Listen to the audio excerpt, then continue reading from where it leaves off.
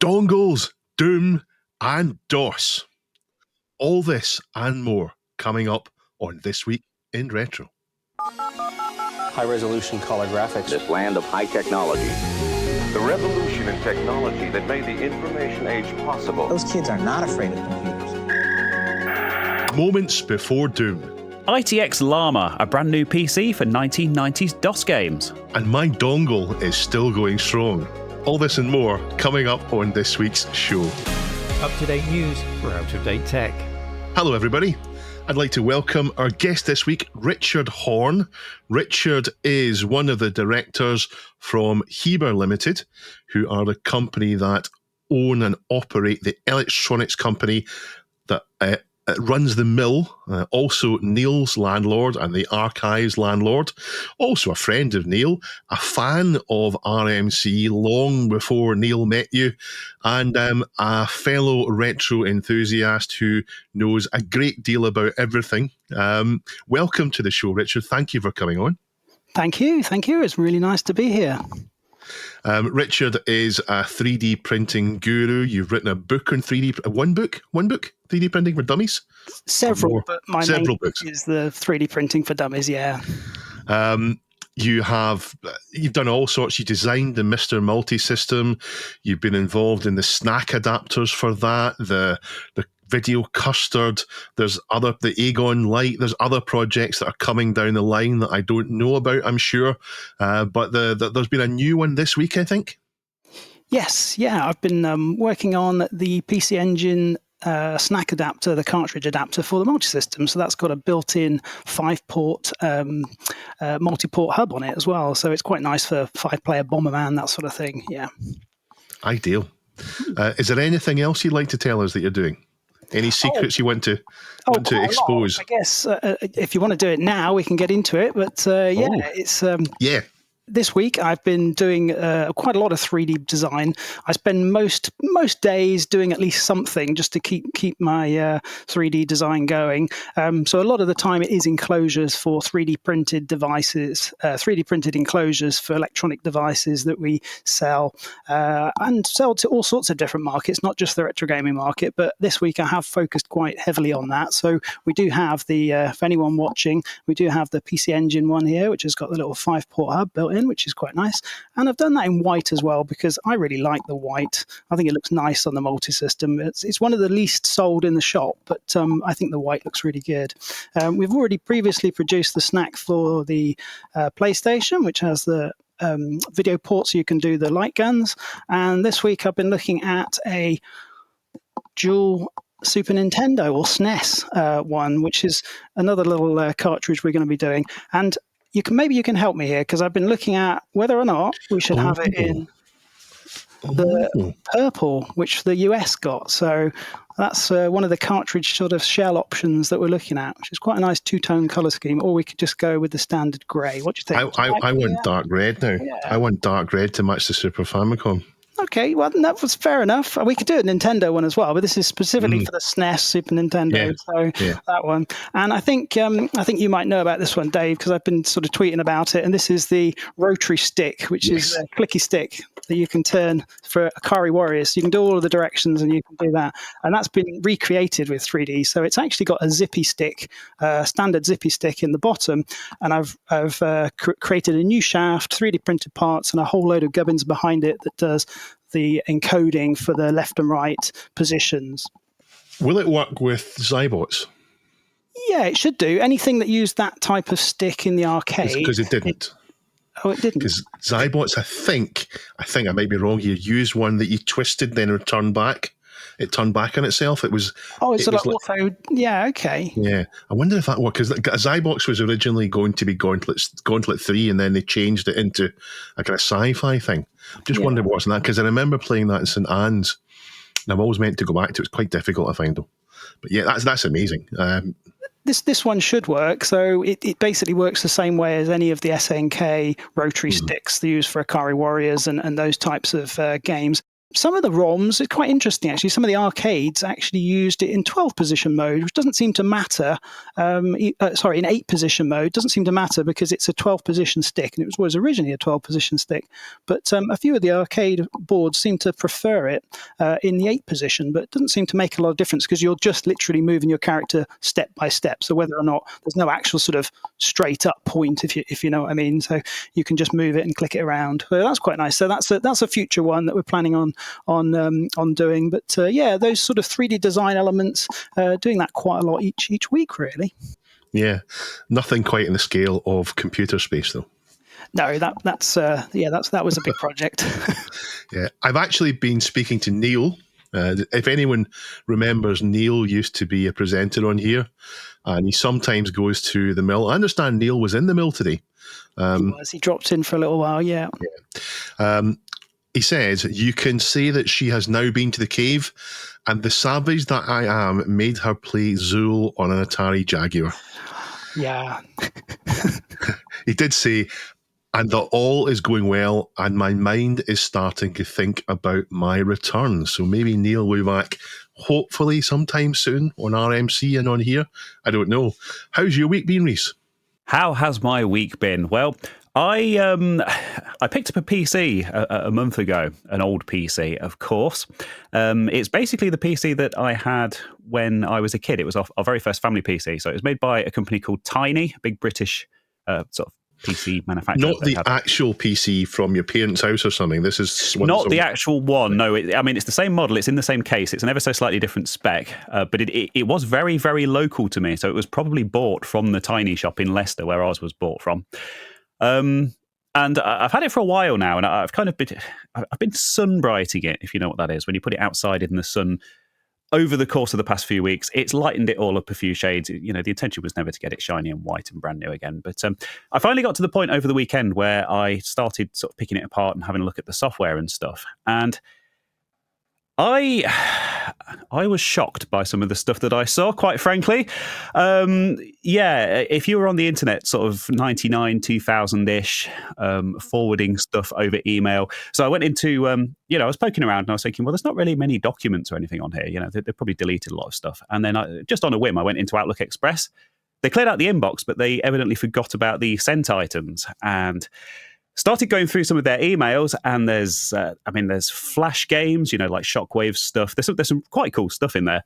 There's a version of Who Wants to Be a Millionaire that someone has completely done in Excel 97. So it's got Chris Tarrant on there. It's got a load of questions. It's got a scoring system. It's really impressive. And there's some stuff that I can't talk about.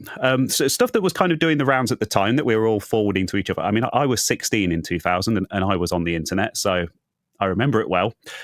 Stuff that stirred a lot of memories for me. And I was recording the entire thing because obviously this is going to be a video on my channel. So quite how I'm going to release this on YouTube, I'm not really sure, but it's going to be a fun one to put together, yeah.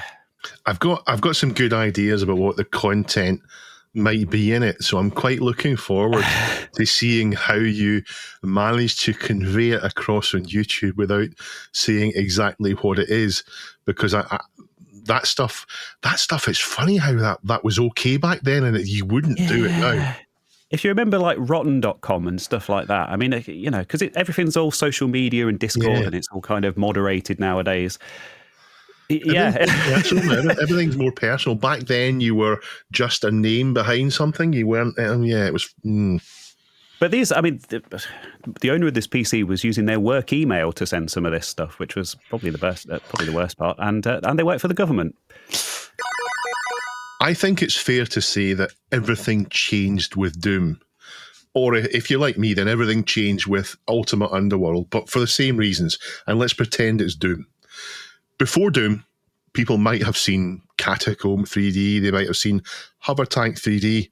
Most people won't have. They may have seen it afterwards, but not before Doom. It's more likely that they would have seen Wolfenstein 3D. But even then, remarkable as it was, it didn't cut it in the same way that Doom did. The previous games are fun. They are notable. They're an incredible step forward in technology, but they're not the full package that Doom is. When Doom arrived, it had a banging heavy metal soundtrack. It had far better graphics and sound than the previous games. It was much more immersive. It had better level design. It just felt different, not only to any games in the Engine series before it, but to anything we'd seen before. It's talked about now as if there was a line in the sand with PC gaming before Doom and after Doom. And perhaps it's slightly overstated, but I think fundamentally it is true. If not for Doom, which came out at the very end of 1993, then maybe it was Ultima Underworld or Ultima 7, which came out the year before, or maybe it was X-Wing, which came out in March of 1993. And maybe there's other games in the PC that I'm not thinking about that are that kind of watershed moment when you see a PC doing something no other system could. But for those games, I think at launch, made people realise that the PC was the way forward for those type of games. I know that when I played Ultima 6 on the Atari ST, I suddenly realised the Atari ST was limited. In fact, Neil said the same thing about his Amiga.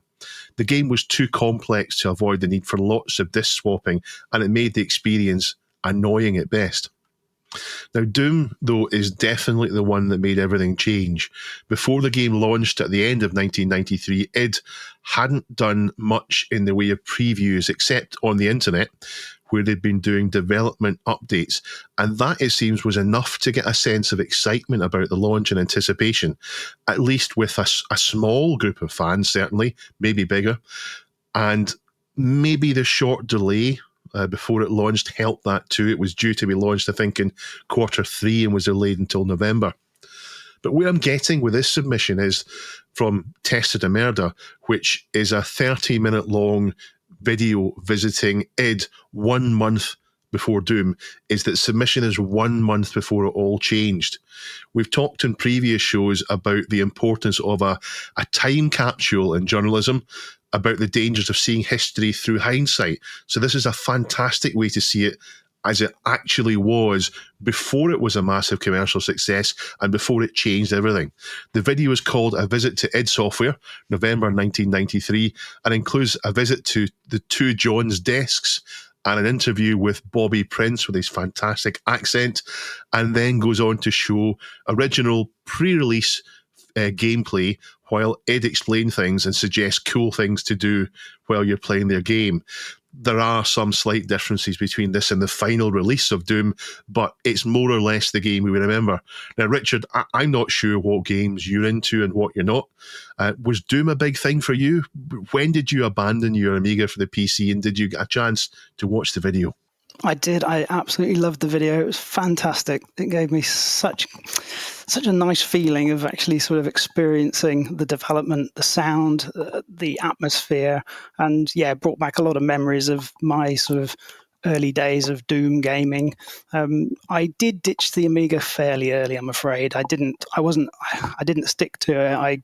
I did have an Amiga 500 plus, then I went to the 600, and after that, it really was sort of wearing a bit thin for me. So my 4860X266 PC was my first PC, and it was very expensive. I saved up a lot to get it.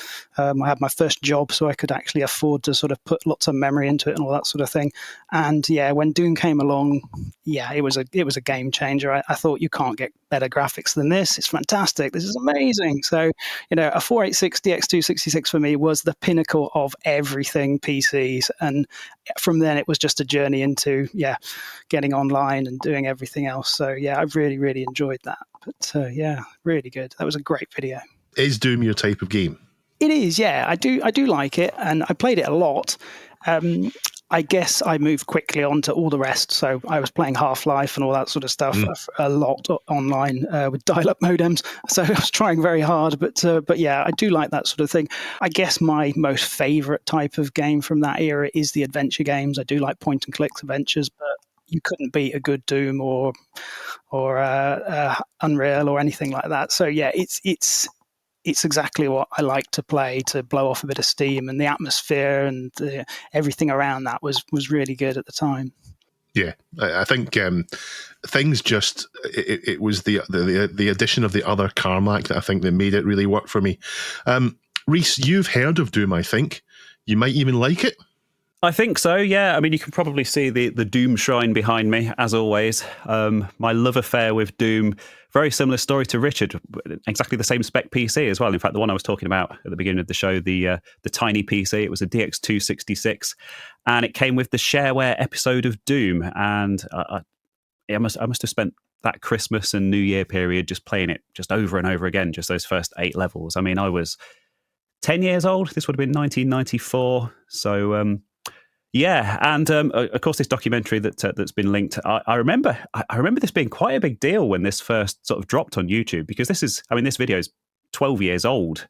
I mean, obviously, the video itself is much older than that, but the version that's on YouTube has been there for 12 years. And I'm sure I remember it actually appearing at the time, 12 years ago, and watching it and thinking, wow, it's like a proper, slice of history, this. And I have referred back to it a few times. I've used clips in some of my own videos. And the whole thing is absolutely fascinating. I mean, if you've ever worked for like a small startup, like a software type company or anything like that, you'll be very familiar with their setup with, bits of equipment everywhere and, fast food containers everywhere and, just that kind of scrappy kind of setup. So, yeah, I love it. One of my favorite things. So it was very good to see it pop up again and be reminded of it and have an opportunity to watch it again.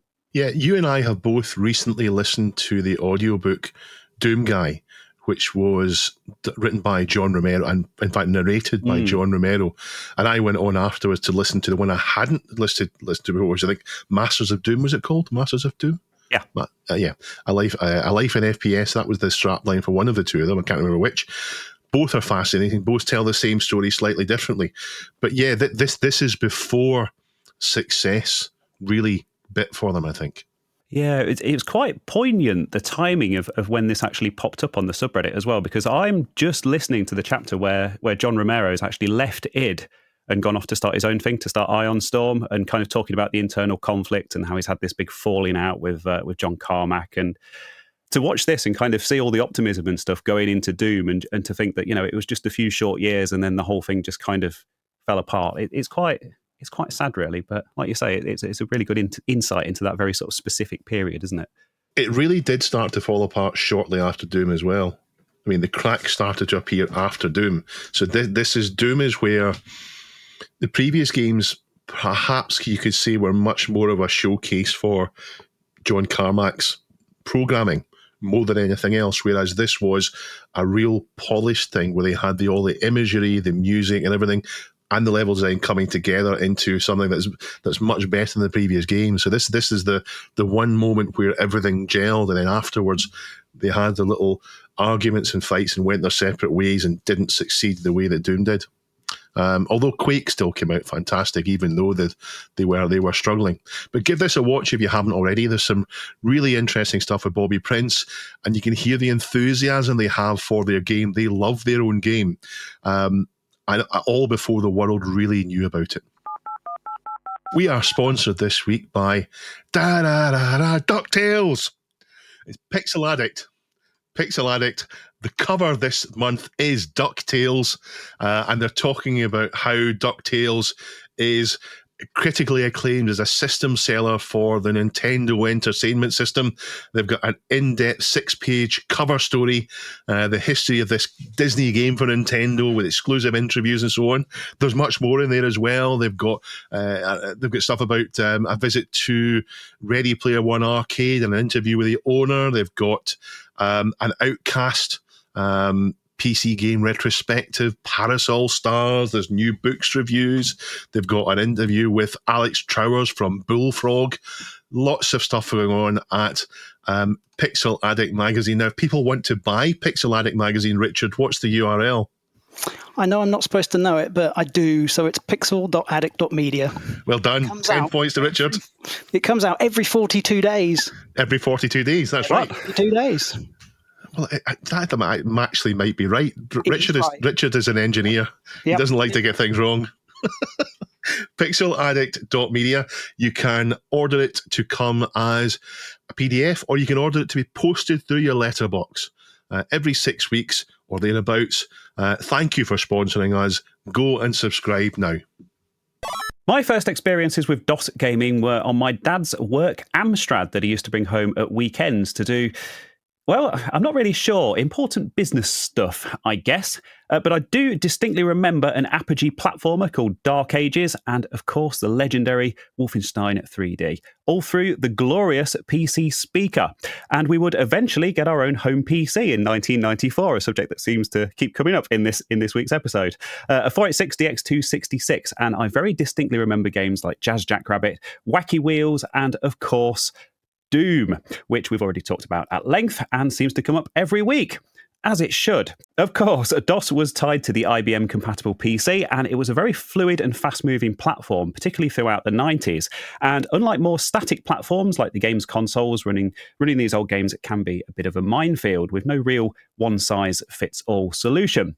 The closest we have is probably the DOSBox emulator or the AO486 core on Mister. And of course, there have been modern efforts to recreate the hardware of the past using modern technology like the Wii-C and the Nuxt, the NUXT, which you may have seen on Clint's channel on LGR.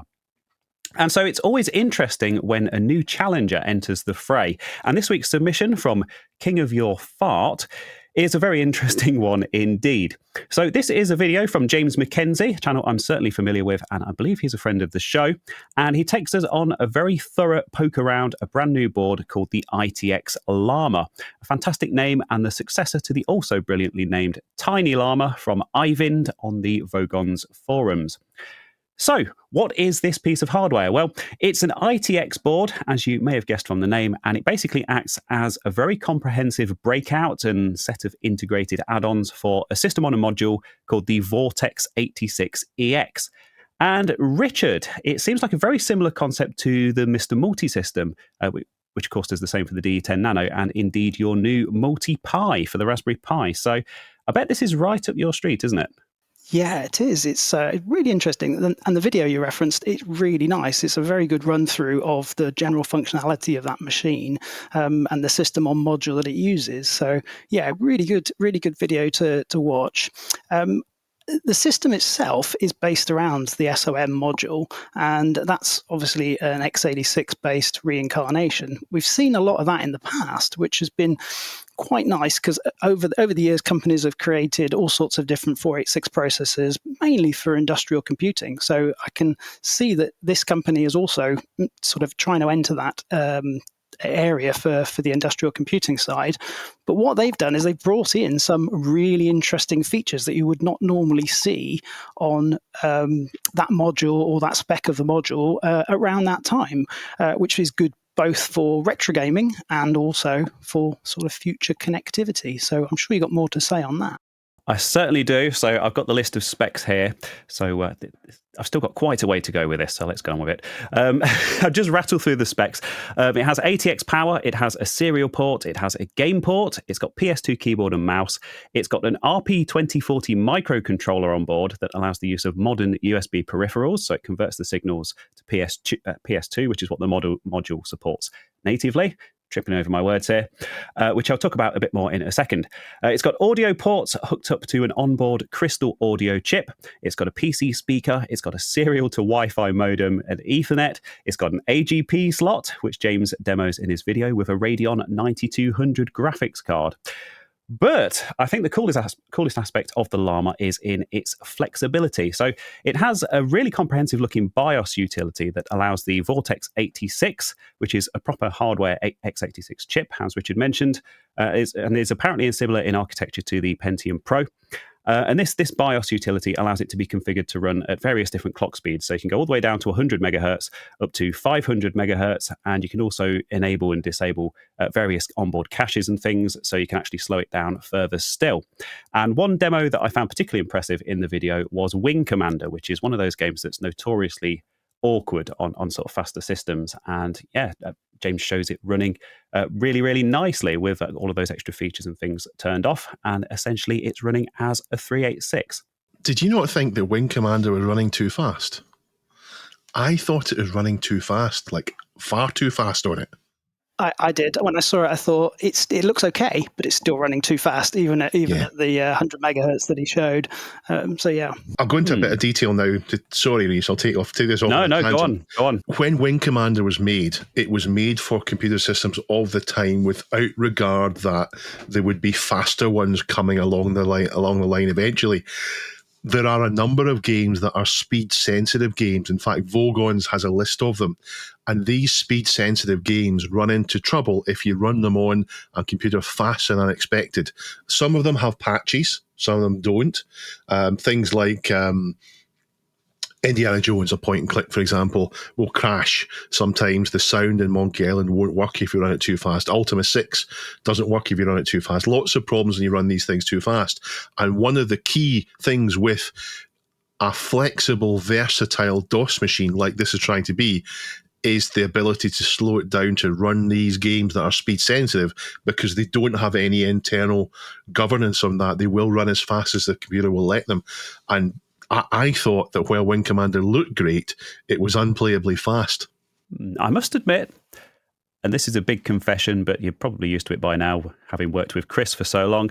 I've never actually played Wing Commander, so I did think maybe it did look a little bit fast, but I thought it actually looked quite playable. So there you go. Yeah, it's not Space Harrier. It's much slower than that. Anyway. Software-wise, the system runs from an SD card, and it has an integrated clicker, i.e. a small speaker that tries to emulate the sound of a mechanical hard drive. And I must admit, Dave, this is one of these subjects that I think we differ on slightly, because I've never really been a fan of them. I don't think they sound all that authentic. Although, to be fair, in the video, he does demonstrate the board kind of on a desk rather than inside an actual case. So I'm sure the acoustics of having it inside a computer case probably do help a lot with that authentic sound. I like the idea of the feedback from hearing that the drive is thrashing to know it's doing something. I think it's useful. And I think you tune it out once it's been going on. You just use it in the same way that you would an LED. It helps you to understand what the system's doing. And when it's inside a case and buried away, perhaps further away, it's not too intrusive. I don't think you would have it on as it's great to hear this, but it's good feedback to have. Yeah, I did like this particular implementation of it because there are jumpers on the board, so you can enable it or disable it. You can change the volume of it. So it's nice and flexible, which is good to see. And obviously the system itself runs from an SD card, but it does also have a SATA port, which you can use for optical drives, and it supports floppy drive emulation. And of course, the board also has a full set of front and rear panel connectors for your choice of ITX case for that full-fledged PC experience. But that isn't all, and I appreciate that this is starting to sound like an ad, so I'll point out that this is an open source project. One aspect of DOS gaming that people have really started to explore over the years is that of audio. All sorts of weird and wonderful audio devices that we used to see listed in the setup programs for our favourite DOS games back in the day, and could only ever dream of hearing with our own ears. Stuff like the Roland Sound Canvas and the MT32. NV32. What am I thinking? Well, the Llama caters for that too, as although the crystal chip is period correct and does a fantastic job, there's also an official OPL3 add-on, so you can check out that legendary sound chip. A wavetable header, which is demoed in the video with an X2GS wavetable board for things like your Sound Canvas emulation, and even an MT32 Pi header, so you can add a Raspberry Pi for emulated MT32 sound. And I'm assuming that because it has that game port, you could also hook up your real vintage MIDI devices too, although that's not shown in the video. But what is shown via the time-tested media of Doom and Duke Nukem 3D is very impressive. So that's the good stuff, but I did spot a couple of minor gripes that I thought I should bring up. The first being a lack of ISA or PCI slots. Is it ISA or is it ISA, Dave? Well, I say ISA and I get told off every time I say ISA. So today I thought I'd say ISA instead because this is the only other pronunciation I can think of. So it's an ISA slot. An ISA slot. That's what they're called now. I've been told off enough times, it must be an ISA slot. Okay, well, it doesn't have an ISA slot. But I'm assuming that that's down to the choice of Mini ITX as the form factor, and I guess that means that they only had room for one physical slot. It could have an ISA slot. They could design the board to expose that definitely could. Yeah, I know the system on module does support that natively, doesn't it? Because that's how it kind of interfaces with the sound. It has a single PCIe, which is used to go PCI to AGP. So it couldn't have more PCI. I don't believe it could have more PCI. I'm not sure on that. I don't think it could have more PCI, but it certainly could have more ISA. The choice of AGP was really interesting in that, because I would have thought, being an industrial form factor PC module, you would actually still use the PCI, because you can still get PCI cards in the industrial side of things, whereas AGP has always been a bit of a problem. You have to basically buy an old AGP card that's not really made for the sort of modern day industrial PC still. Well, someone was asking me about AGP cards this week, and if you want a very good AGP card from towards the end of AGP, when PCIe was beginning to replace them, they're very expensive. They can be unreliable, and they're difficult to find. But if you want something that's from kind of early Windows 95 to all the way through Windows 95 to early Windows 98, you can get them for buttons on eBay. There are loads of them. So I think while it's interesting, it's a good decision, because it's easy to get something that matches up to this kind of era that's aimed at for absolute buttons on eBay, cheaper than anyone could make a replacement for now. And in fact, if you want a PCI card of that genre, they're expensive, because PCI cards weren't so commonly made there. So I get that it's the only part you can't. Well, there's two parts you can't get that are new on this. The crystal chip, I'm not sure how widely available that crystal chip is now. I know that Karopi and Marmies, when they were making their new sound cards, the Orpheus, for example, they were using crystal chips, and I don't know if there's a limited supply of those or not. And the AGP cards, while they're secondhand, they're easy to get. So I guess it could have been done with even a PCIe, which would give problems in DOS, of course, and in Windows 95, but you maybe could have done PCI instead. I don't know if you can do more than one PCI slot, though. Obviously, AGP does cover those kind of early Windows 9X kind of 3D games, which I think aren't well supported on stuff like the A0486 core on the Mister, for example. Yeah. So if you owned both devices, they would actually complement each other quite nicely. The one kind of grey area is obviously those early Voodoo cards, which were PCI only. Obviously, there were some of the later Voodoo cards that were AGP. And yeah, there isn't really a solution for that. Although, of course, AGP was kind of a superset of PCI, and maybe it's possible to have some kind of adapter and actually have the best of both worlds. I'm not really sure. You would need to have two cards. If you wanted to have like a Voodoo 1 or a Voodoo 2, you would need to have at least two PCI slots, one of which could be AGP and the other could be PCI. But as it stands just now, the only choice you have if you want a Voodoo is to put in a Banshee or later, because they were 2D and 3D together. Because otherwise, the prior 3D FX cards were only 3D. And where's the 2D coming from if you have that in? Yeah, I think that's the thing. It's with all of these sort of modules. We've looked at various things in the past, and it's usually down to the graphics. If you can't get a good supply of steady supply of graphics cards, and you can't make your own, then you're in trouble. If you want to use it for something other than the hobbyist sector, it's fine if all you want to do is create a board and say, go find a cheap one off eBay. But if you do actually want to produce it as a system, with a video output, then this one is going to cause you some problems with this current design, because you do have to put something in there to get video out. So I think unless the video card problem is solved, maybe with an FPGA or some other solution that we can actually then use as a card that can plug into PCI, AGP, that sort of thing. These types of systems where they're modular, so it's great that they're modular, it's great that you can put different sound cards in, it's great that you can put expansions in, but that eventually that graphics card is going to cause you a problem. I think you're hitting on a point I was going to get to, which is that the crystal chip in there, I genuinely don't know if there's buckets and buckets of these sitting waiting to be used, or if there is a dwindling supply.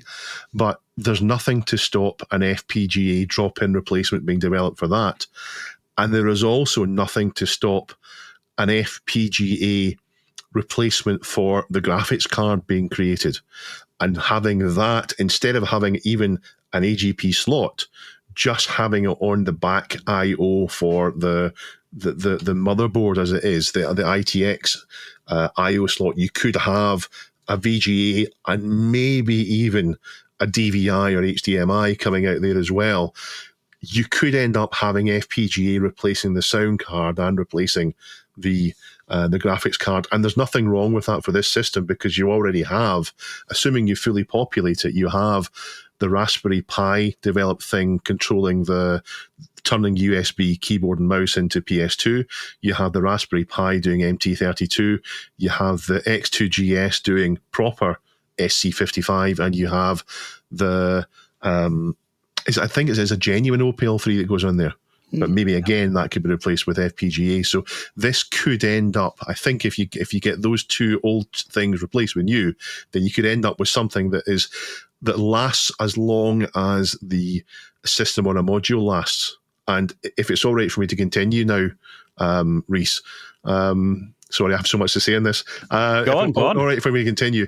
I looked into it because I was worried that this system in a module was something that existed in 1997 for point-of-sale devices, and they've got a bucket of 500 that are worth absolutely nothing because no one wants them. But if they produce these, then those 500 would disappear immediately, and then the project would stop. No, these are new things. These are available. They're new. These system in a module things, as far as I can see, at least. They're not expensive. The price I saw was $66 American. Now, I don't know how much that ends up costing by the time you or I got one in our hands, but it's still not that expensive. The board itself is a breakout module for things. If you exclude things like the crystal chip, the board itself shouldn't be too expensive. And then you've got all the other add-ons to add in that are optional. I mean, you don't need an SC55. The crystal chip in itself is enough to do good DOS gaming sound.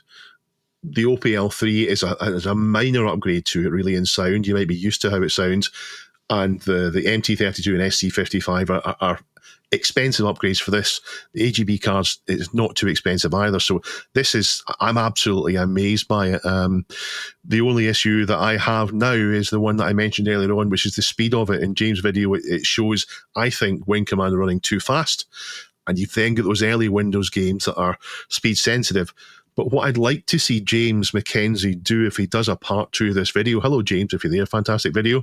What I'd like to see him do in part 2, he has mentioned getting the MT32 Pi running in there as well, which I think would complete the setup. But I want to see him use tools like setmul, which can be used to slow down things.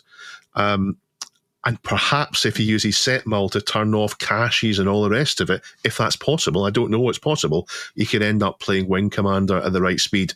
If that happens, then it'll be fantastic. But all that said, Wing Commander is a very, very early game. I think Wing Commander was 1989 or 1990. And this is aimed more at kind of 1995, 6, 7.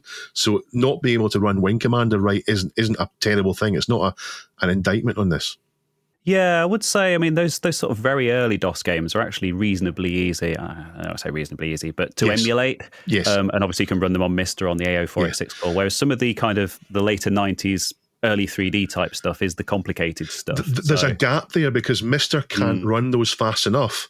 And Windows XP and Steam and so on, unless there's been a source port or someone's put a lot of effort into it, you can't run these games easily. There's a big gap there, and this fills that gap. I think for me, the most exciting thing is that it is a defined platform. If you said to someone, go and buy a 486 motherboard off of eBay and a chip and get all these parts and build it yourself, yes, you could recreate that yourself, but you would have to solve all your problems. You would have to find out all of the issues you would have. Whereas this, you can have a really good community effort if more and more people standardize on that one platform. Now, there's lots of different SOM modules out there. This is not the only one, but as you said, Dave, this is very good value for money. It's it's silent. It doesn't require a fan unless you want to run it at the very high speeds. So all of the sort of things we've been talking about, it's really nice for a form factor, the small motherboard, everything like that. And because it's that defined standard, we may not like that it doesn't have certain ports and things, and that can grow in time. You could always evolve that with extra expansion. So that's the thing that excites me most about all of these sort of projects. Someone decides to kick it off and define it as a standard, and then lots of other people can actually sort of climb on board and build onto it. Whereas you just won't get that with a random VIA motherboard from 1996, and an old Intel CPU or even a Cyrix CPU or something like that. You just won't get that. Whereas at least you can find all the little niggles and things that are problematic with this system and work around them, whether that's slowing it down, speeding it up, adding expansion, doing all that sort of thing. So yeah, that for me, that's really exciting. But like I say, we've looked at this because one of my long-term product lists was 486 ? That was going to be one of my long-term product developments. But something like this is a wonderful springboard to actually get the community talking about whether or not this is something they would like to see, and see whether or not more people can build on the hardware side and the software side, drivers, all that sort of thing. So it's already got absolutely packed with everything SATA and all the stuff. It's polished, isn't it? It's very polished. It's someone said, how can we make this better? What do we really need? It's answering a lot of questions we have. I've got a Pentium MMX 233 system, and it does what this does. I've got an AGP graphics card in it. I've got a Voodoo 2 in it, a PCI card. I've got an Orpheus 2, which does everything this does, plus it does Gravis ultrasound. But the Gravis ultrasound and the Voodoo aren't that important. They're nice to have. They're kind of the pinnacle of what everyone thinks about with DOS, but they're not essential. This does 99% of what you really need. But if you do want to have something like this with real hardware, you can get a Pentium 2 or a Pentium 3 system from eBay that are at e-waste prices, because there's too many of them for people to have. So you could get something like that. But I think if this ends up being a product like Mister ends up being, if this ends up being a product like that, then this would be the one to buy and not old hardware, because there's so many problems with old hardware. Yeah, I think, like I say, it's the thing for me. If the graphics card problem was also an ongoing project, that you could then define as a standard that everyone could rally around and develop over time, that for me would be the perfect package, because you'd have a defined motherboard, defined system on chip, and a defined graphics card that you could put in. Maybe that graphics card can change because it's FPGA based or it's whatever. But if you had a hardware standard that you could say this is now a platform, it then turns it into your 486, consoleized 486 system. One of the things that you do when you build a DOS system is you run a list of DOS games that are fiddly. One of the Commander Keen games doesn't work on lots of graphics cards. So if there is an FPGA graphics card for this, it could be fixed to run everything. Anytime there's a problem, you could fix it for everyone that's got one, rather than the one graphics card that someone's got is different to someone else. So I agree with you there. Yeah, definitely there. Sorry, Reese, this was your story, and I've talked all over the top of you. Absolutely not. I mean, Richard is the ideal person to talk about this. So this is fascinating, because I was actually going to suggest, because the main issue with this, and I think we're all on board with it and we all want one, is you can't actually get one at the moment. Of course, it's open source, so you could go to your favorite PCB fabrication company, whoever they might be, and get one made. PCBWay. And that's going to, if you just want the one, it's going to end up costing you an awful lot of money. Yeah. So the sensible way to do this is via group buys, which of course the original creator did on Vogons a year ago, but they're all gone now, and I don't know if there are any plans to do another one. So I was going to suggest, maybe if we had a hardware expert who knows all about PCB fabrication and that side of things, maybe we could put together like a Do we know someone? Who could we ask about that? Richard? Yeah. Is this Heber's new product?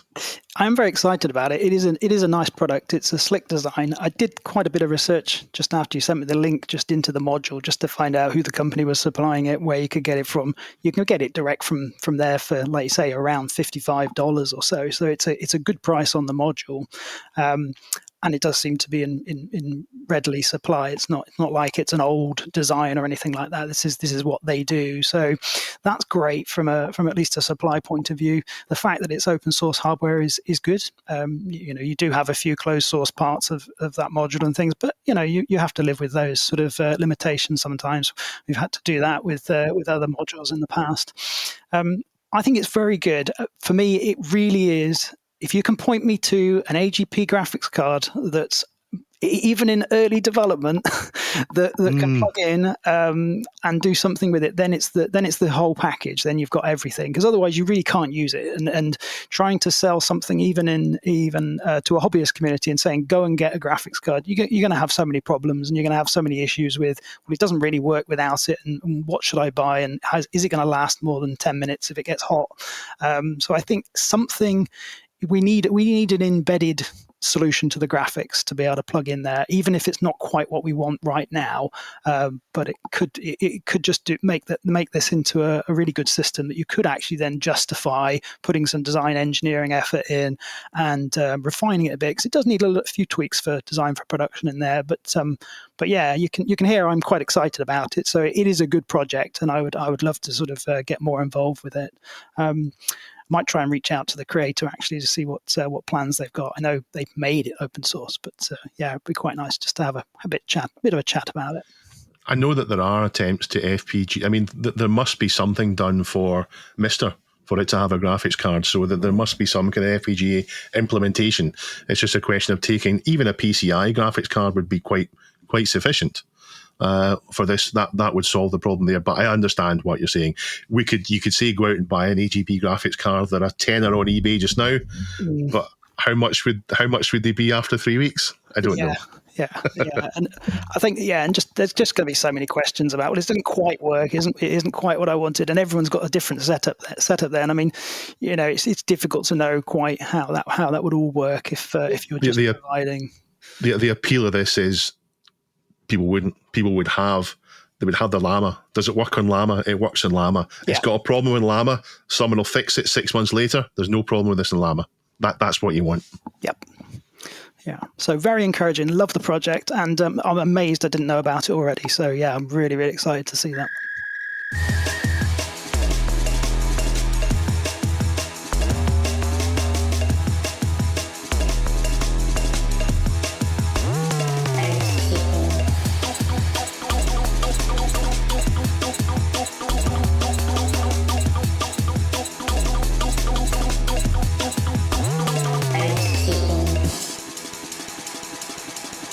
Thank you very much. First of all, I want to thank Wolsey1703 for that fantastic jingle last week. I hadn't heard it until Duncan put it in. He'd given it to Duncan.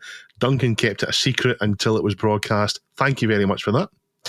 I also want to welcome on our newest patron, Tommy. Thank you very much for signing up, Tommy. If you want to join Tommy and our other nearly 150 patrons, then you can go to patreon.com/thisweekinretro and become a twirler. Thank you for your support. There was a bit of discussion about what I said briefly about menu-based flashcards for the 2600 and 7800 plus, so I want to restate what I said. They can't work. You can't use a menu-based flash cartridges with the hardware. The hardware takes a snapshot of what's there initially, like photocopying a piece of paper, and it doesn't matter what you do to the piece of paper afterwards. It's working with the photocopy, so it can't work unless there were huge changes to how the console works, including a kind of lockdown bit that reads this cartridge on boot. So the only way you could do it would be with dip switches, like I suggested, although you could do more complicated things as well. Yeah, there's the SIO to SD for the 8-bit Atari computers, and that's like a little module that has its own built-in screen and buttons and things, and you have your list of games on there, and you can scroll through and pick one, and then obviously you've picked your game, it's loaded into the internal flash memory, and then the actual computer or the console loads it from there. So something like that could definitely work, but perhaps not the sort of Uno Kart, Harmony Kart type things. I think the only thing that's really missing from the 2600 plus and 7800 plus there is something to allow homebrew games to be played. Because other than that, it's 4 original carts, so I don't know that a big menu of all the possible games to play is the point of that machine. So I don't think it's a gaping hole, if that makes sense. But unfortunately, it's just not possible. The Roo Shoe discussion continues, or should we say the Shoe-Roo discussion. Lots of people have confirmed they exist in North America for deer, but nobody yet has any evidence that they work. And those of you who watched to the very, very end of last week's show will have seen Mr. Lurch's snacks, the Australian snack called Twisties. He's come back to tell us that they are in Europe called Fonzies, but I've never seen a Fonzie in the UK. Have you ever heard of a Fonzie? No. It looks like a combination between a knick-knack and a Cheeto or a what's it? The only Fonzie I know of is the one from Happy Days. So. Hey! From Lord Borak, Duke Nukem has been portable. Duke Nukem 3D, I think. Duke Nukem 3D has been ported to Sega Dreamcast, proving that the Dreamcast never died. George Broussard, one of the founders of 3D Realms who made the game, is impressed, apparently.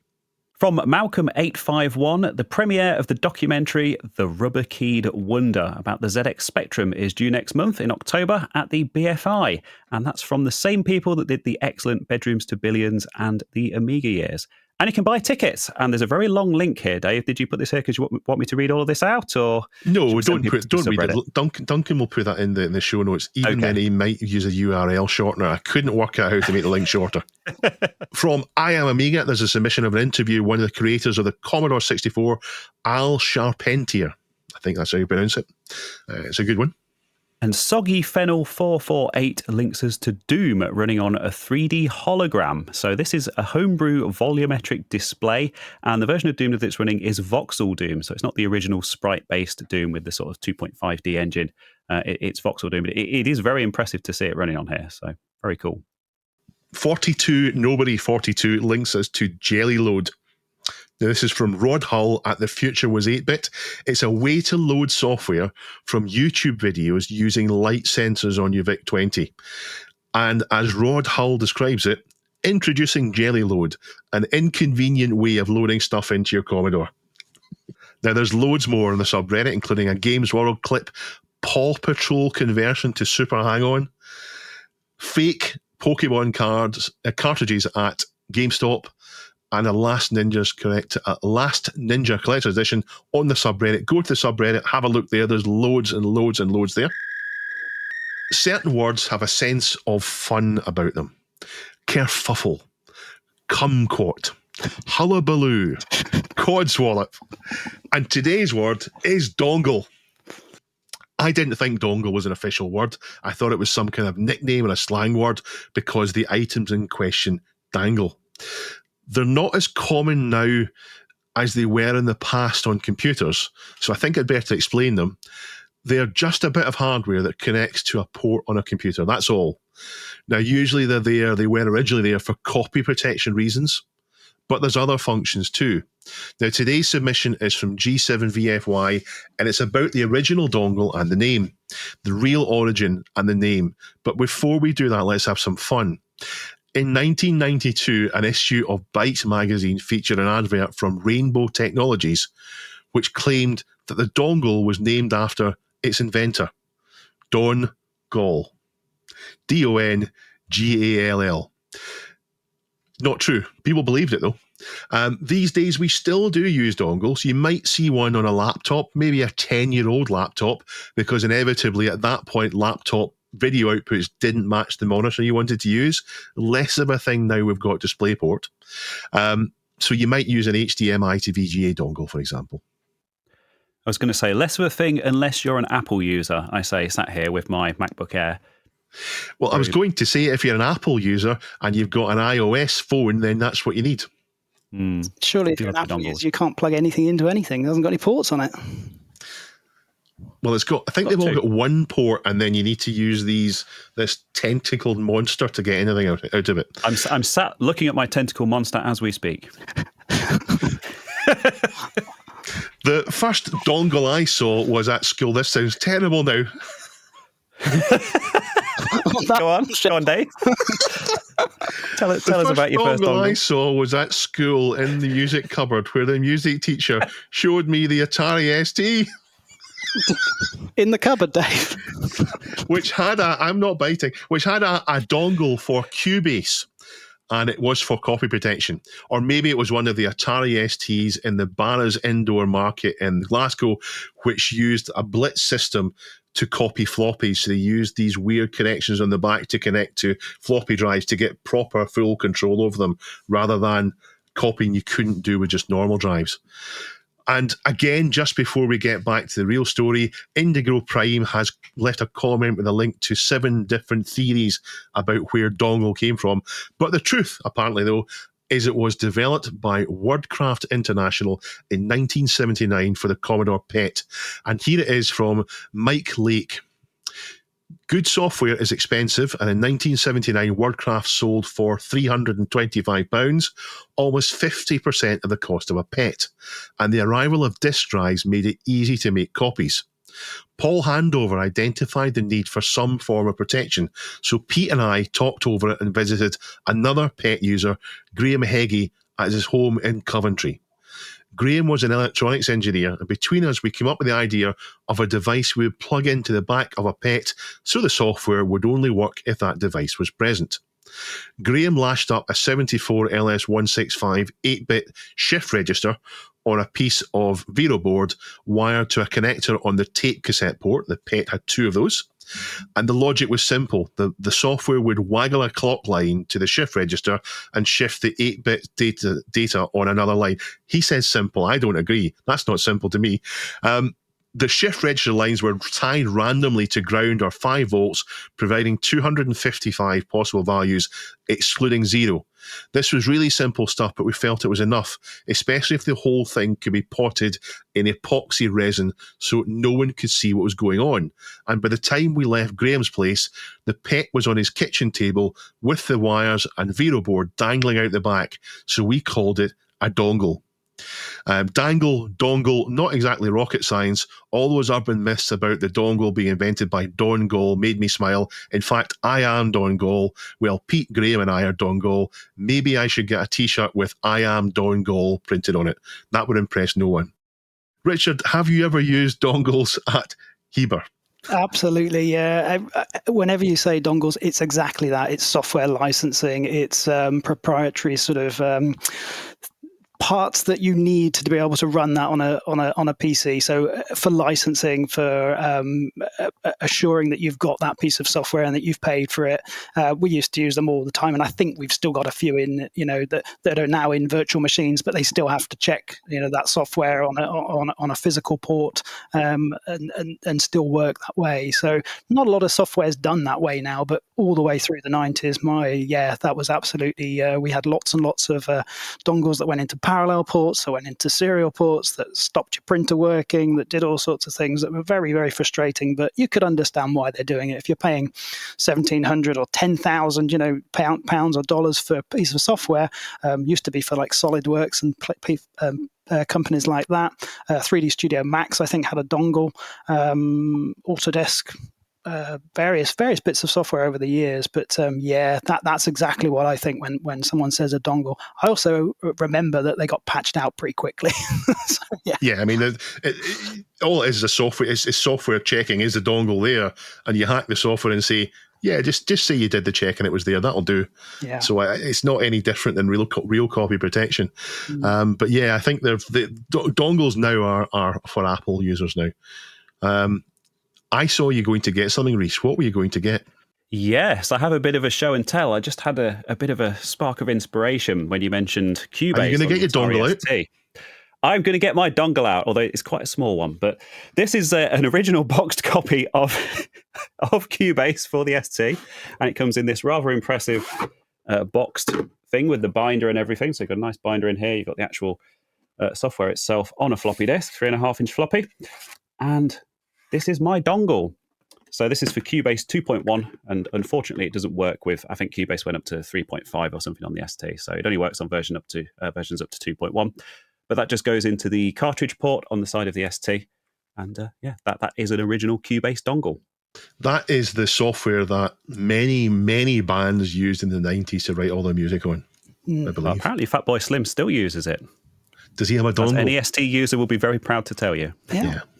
So there we go. A question you didn't know you wanted answered. The dongle started in the 70s, and while it's not the same type of thing it was back then, it's still going strong thanks to Apple. It's time for the question of the week.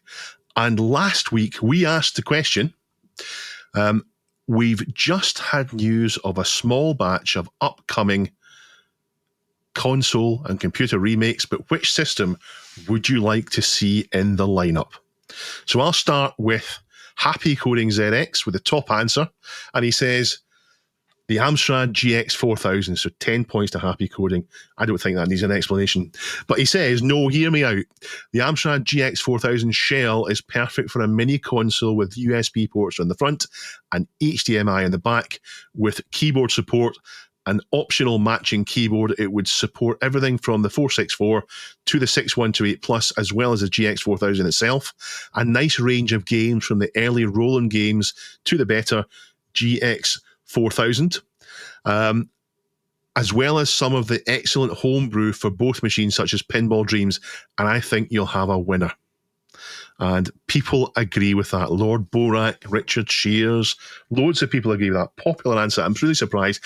The GX 4000 a special place in my heart. Richard asks me why I didn't say what I've been doing this week, and he's got a special reason for asking. This week I haven't been doing anything special. I have been finishing off some of the pinball, virtual pinball build. Stop, I got it. That's perfect. So there you go. That's why I was asking. Oh, well done, Richard. So well done, Richard. All the way through this, I've been keeping a This Week in Retro bingo card, and my only rule was I wasn't allowed to say any of these words before you two, and the only one I needed was pinball. Oh, so there you go. Put a 48 Super in it. There you go. That's it. Yeah. Did Holly put you up to that? No, I thought about it, but even on there it says Isa, because I knew you were going to pronounce that wrong. So this is my prediction, you see. I've been done. We've got Doom, Ultima, FPGA, Amiga, Atari, Pinball, which is why I'm wearing my Commodore, Mini Console, Isabus, Isa, and Neil. You mentioned Neil twice. So there you go. I didn't get any bonus points, though. Do you know what the bonus points were for? What are the bonus points for? Sino, Porsche, and Chris. We haven't mentioned Chris. And we haven't mentioned his. I mentioned Chris. Did you? Oh, okay. Well, I did. 10,000 bonus points for that. Thanks, Reese. I saw you with your highlighter earlier. And what you were up to. I was wondering if you were going to ask me what I was doing, because I just had to. I mean, how many Dooms this week? It's just hundreds. Oh yeah. So one thing I did want to ask is this why you were sort of 15-20 minutes late for showing up for recording this week? Because you were doing that. Well, no. Casino would rely on there being an Atari story where we would lament their history with casinos, and Porsche would be Chris. Yeah, Chris would bring out the just Porsche. got to the mini console right at that last little bit there. I was hoping you would say it when we were talking about the consoleized 486, but no one did. So there you go. We only just got there, but I'm so excited that you got there. Brilliant. Thanks for that. Amazing, Richard. Made Richard's week. Would you like to read out the next? I genuinely didn't know that was coming. You'll need to give Duncan a photo of that so you can put it up. Do you want to read out the next one, Reese? Is this Jeff Mendoza? Yes.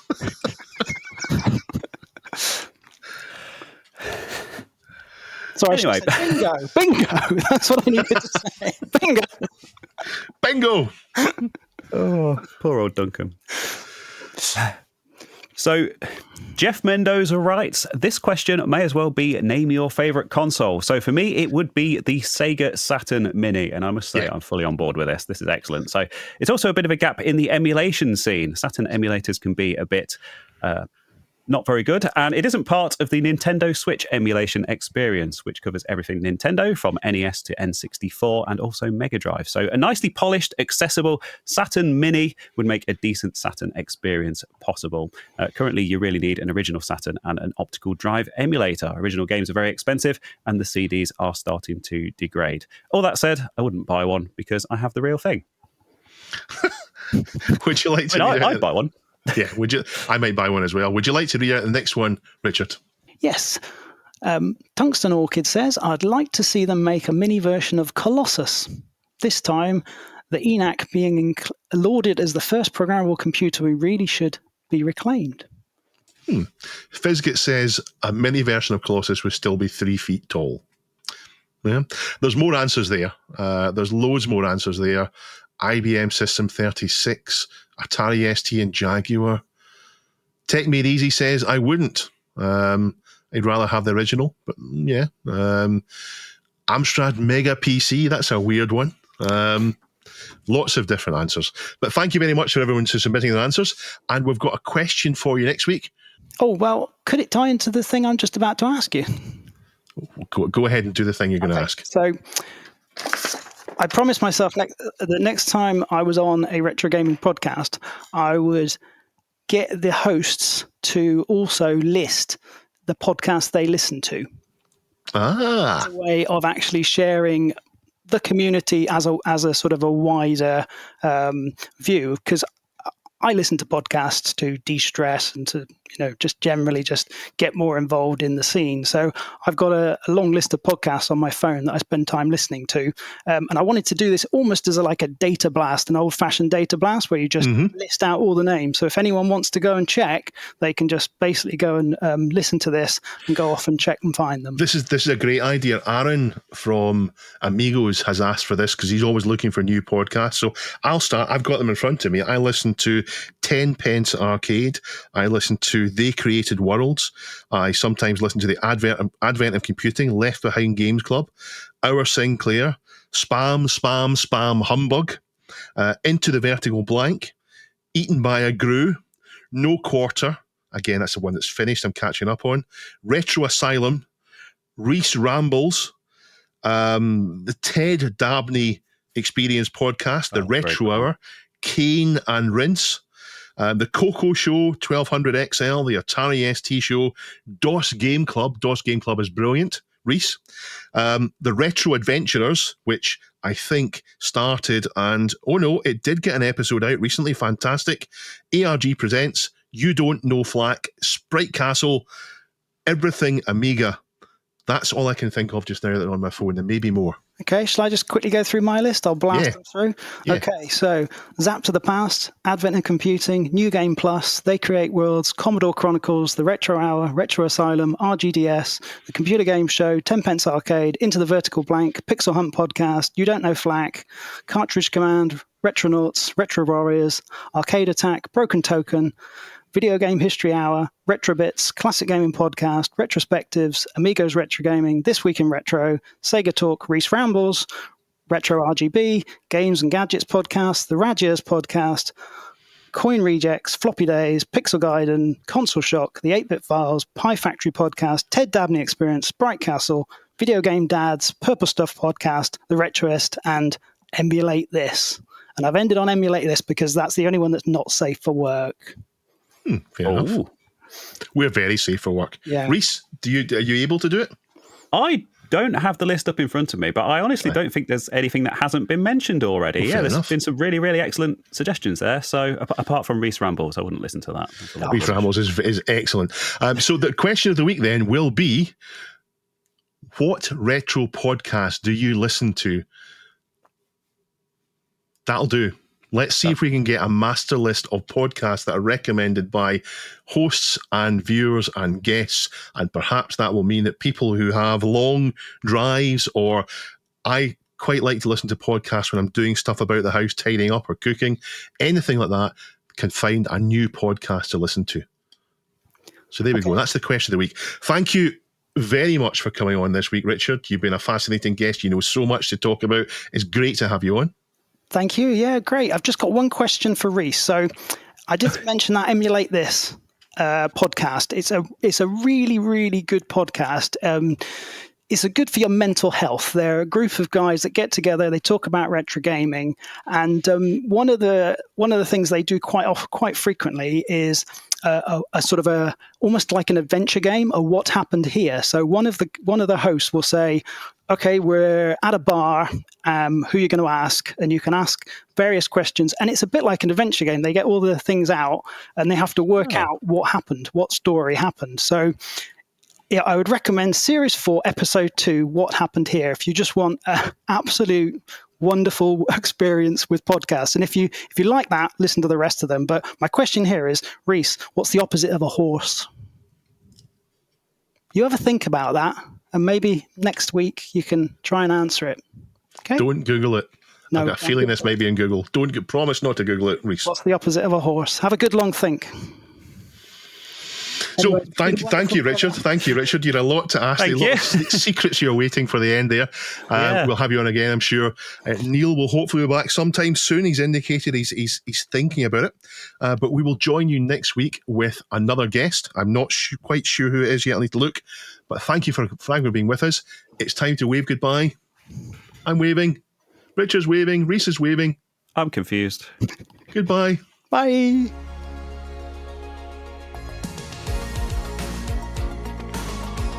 This Week in Retro was presented by Neil from RMC The Cave and Dave. It was produced by me, Duncan Styles. The podcast version of the show is available through your favourite podcaster, including Apple Podcasts and Spotify. And the video version is available on the This Week in Retro YouTube channel.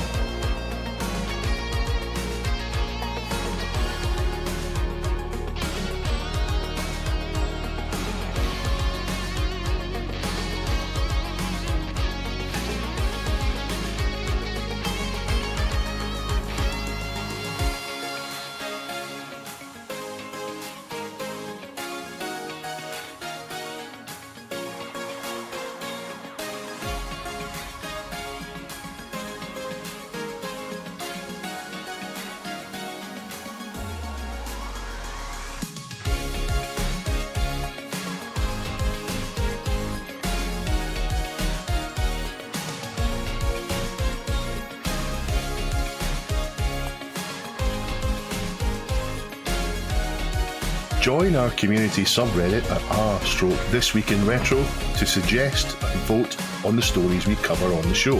If you watch This Week in Retro on YouTube, please give us a like and subscribe to help us reach new viewers. If you enjoy our show and would like to support it, then please check out the link to our Patreon page in the show notes or description. Thank you for listening, and we'll see you next time for more up-to-date news for out-of-date tech.